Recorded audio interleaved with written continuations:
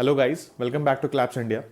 आज हम लोग इस वीडियो में बात करने वाले हैं उस नोटिफिकेशन की जो अभी इस समय बहुत बड़ा इशू बना हुआ है जीएसटी एक्सपर्ट्स के लिए और जो बिजनेस पर्सन है जो जीएसटी में रजिस्टर्ड है उनके लिए। तो 22 दिसंबर को एक नोटिफिकेशन आया था 94/2020 जिसमें बहुत सारे चेंजेस इनकॉर्पोरेट किए गए हैं जीएसटी एक्ट में जो कि एप्लीकेबल हैं 1 जनवरी 2021 से। तो इस जो नोटिफिकेशन है उसमें क्या क्या चेंजेस है हम लोग डिस्कस करेंगे, उसका क्या इम्पैक्ट आप पे आने वाला है या जो जीएसटी रजिस्ट्रेशन होल्डर्स हैं उन पे क्या आने वाला है, ये डिस्कस करने वाले हैं। तो चलिए शुरू करते हैं।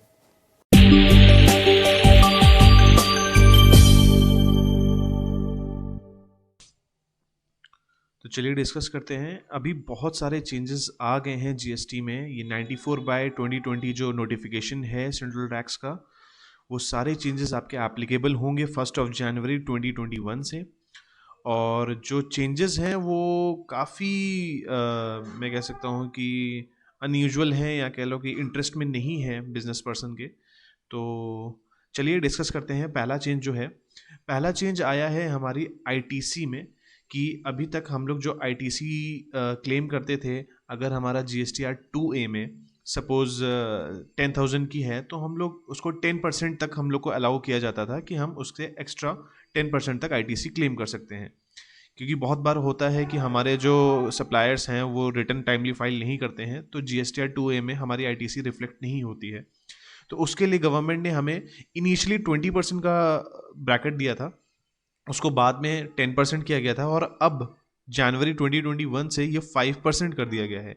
तो सपोज अगर आपने 20,000 की जीएसटी पे करी है ऑन परचेजेस एंड आपके 2A में रिफ्लेक्ट हो रही है कि आपने सिर्फ 10,000 की ही परचेजेस करी है ऑन अकाउंट ऑफ जीएसटी, तो आप सिर्फ 10,000 प्लस 5% ऑफ 10,000 तक की ही आईटीसी क्लेम कर सकते हैं।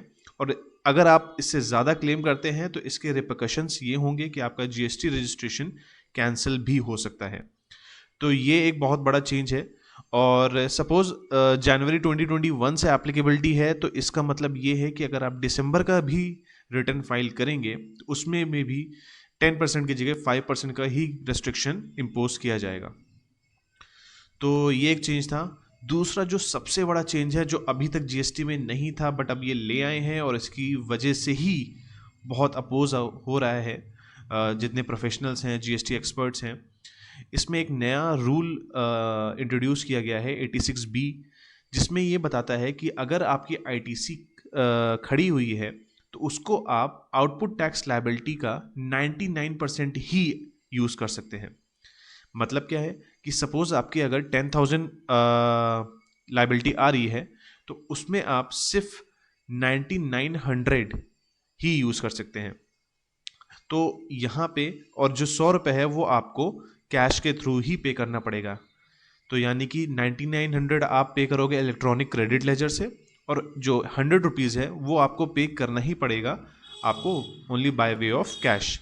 तो यहाँ पे ये थोड़ा सा जो फेक बिलिंग है या जो आईटीसी क्लेम करते हैं या फेक आईटीसी जो क्लेम करते हैं उन पे एक रेस्ट्रिक्शन लगाने की कोशिश की गई है, जो कि जो नॉर्मल टैक्स पेयर्स हैं या जो नॉर्मल बिजनेस पर्सन हैं जो एक्चुअल आईटीसी क्लेम करते हैं उनके लिए एक बहुत बड़ा सेटबैक है। और ये कौन कौन से लोग हैं जिन पे एप्लीकेबल होगा?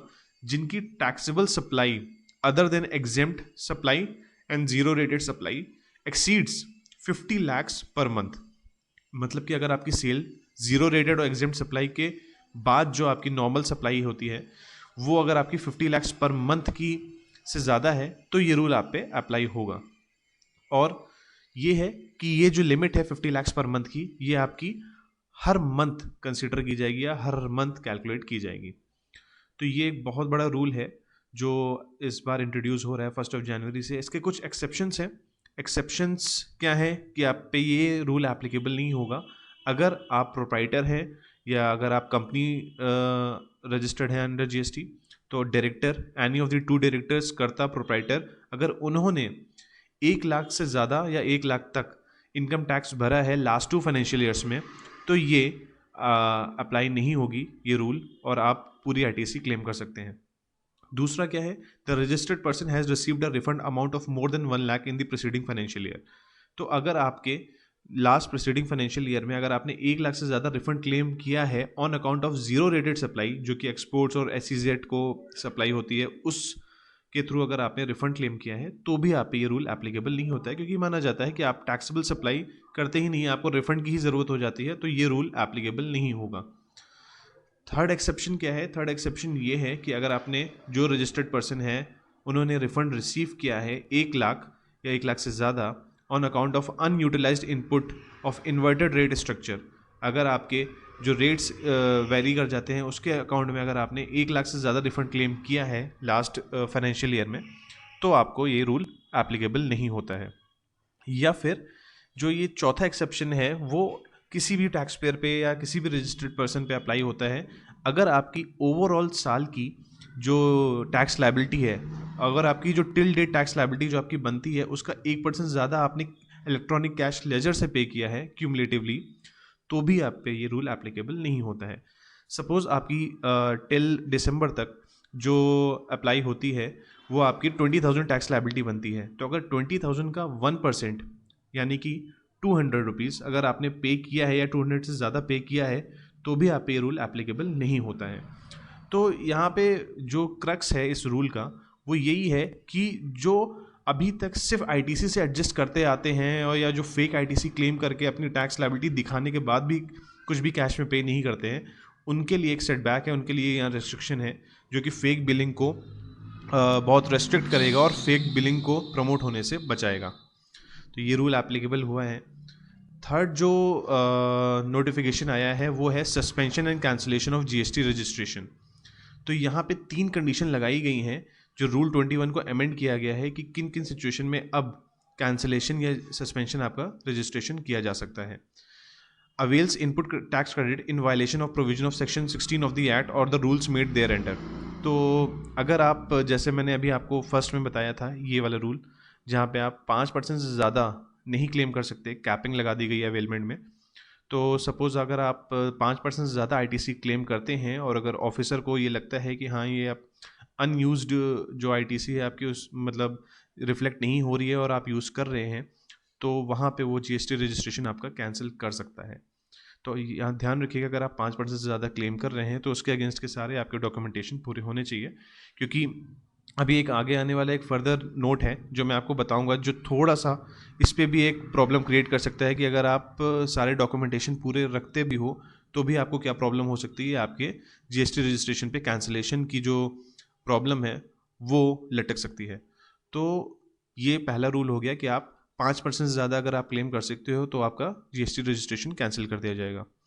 फिर आते हैं furnishing the details of output tax supplies in form GSTR 1 for more or more tax period which is in excess of output supplies declared by him in GSTR 3B for the said tax period। तो ये अगर आपने GSTR 1 में जो आपकी cell है किसी भी एक टैक्स पीरियड या एक से ज़्यादा टैक्स पीरियड में अगर आपने GSTR 1 में जो सेल दिखाई वो ज़्यादा है GSTR 3B में, तो भी आपका GST रजिस्ट्रेशन कैंसिल किया जा सकता है। इसका पर्पस क्या है कि GSTR 1 में अगर आपने सेल ज़्यादा दिखा दी है तो वो कैंसिल कर सकते हैं। इसका सिंपल सा लॉजिक यही है कि 3B में अगर आप सेल दिखाते हो तो आपको टैक्स पे करना पड़ता है, आपकी लायबिलिटी बनती है। GSTR 1 में आप सिंपल डिटेल्स डालते हो अपनी सेल की, तो वहाँ पे जो एनुअल रिटर्न होता है वो आप GSTR 1 से रिकनसाइल करके आप फाइल कर देते हो। तो यहाँ पे जो रिकन्सिलेशन है 1 और 3B का, उसके लिए ये नोट डाला गया है कि जो GSTR 1 में है और जो GSTR 3B में है वो मैच होनी चाहिए। अगर GSTR 1 में आप ज़्यादा दिखाते हो तो आपका रजिस्ट्रेशन कैंसिल भी किया जा सकता है। और जो थर्ड है कंडीशन वो है violets the provision of rule 86B। मैंने आपको बताया कि अगर आप 99% से ज़्यादा आउटपुट टैक्स लायबिलिटी के अगेंस्ट आईटीसी क्लेम करते हैं तो भी आपका रजिस्ट्रेशन कैंसिल किया जा सकता है। तो ये रूल थे। और एक जो नया नोटिफिकेशन आया है जीएसटी रजिस्ट्रेशन में, वो तो आपको पता होगा कि 21 अगस्त को इन्होंने एक नया रूल लाया था कि आधार ऑथेंटिकेशन के थ्रू भी अब आप रजिस्ट्रेशन ले सकते हो, जिसमें फिजिकल वेरिफिकेशन मैंडेटरी नहीं होगा। तो आधार ओटीपी के थ्रू हो रहा था और उसमें ये बताया गया था कि 3 दिन के अंदर अगर कोई ऑफिसर आपको अप्रूवल नहीं देता है या डिसअप्रूवल नहीं देता है तो वो डीम्ड अप्रूवल माना जाएगा। बट अभी उसको अमेंड कर दिया गया है।